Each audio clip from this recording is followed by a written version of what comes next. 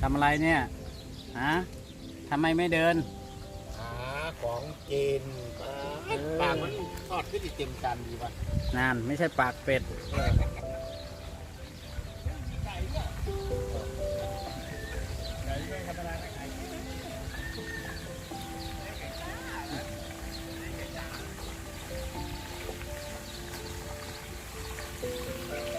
รอหน่อยรอหน่อยไม่ต้องรีบโชว์เลย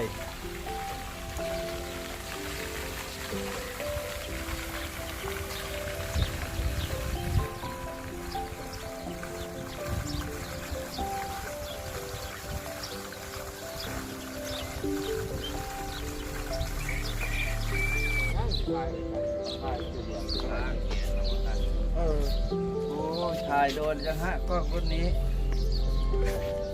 เรายังไม่เห็นนะอูดทางโน้นเลยนะยังไม่เห็นอูด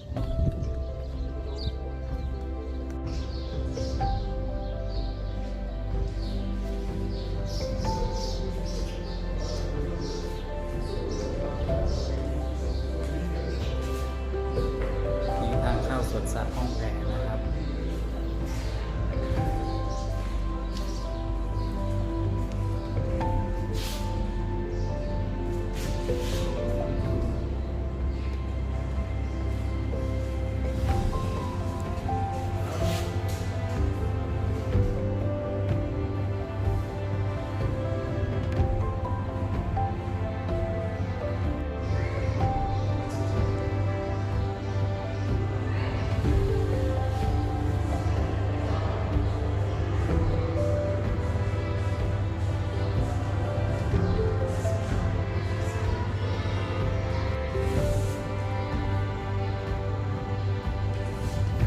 เดี่ยวทะเลทรายนะครับเนี่ยเราต้องใส่ตะกร้อให้มันก่อนครับไม่งั้นมันอันตราย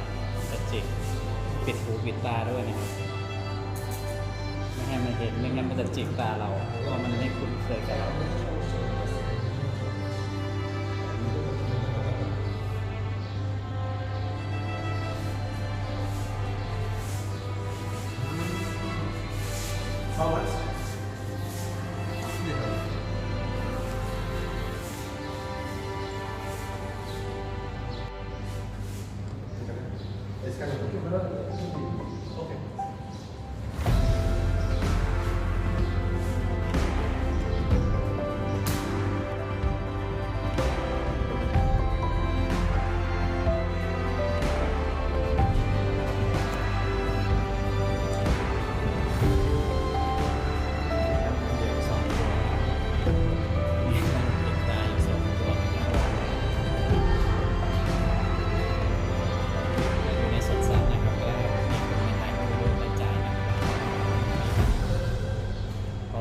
ถ้าถ่ายรูปคู่พิมพ์ออกมา2 บาท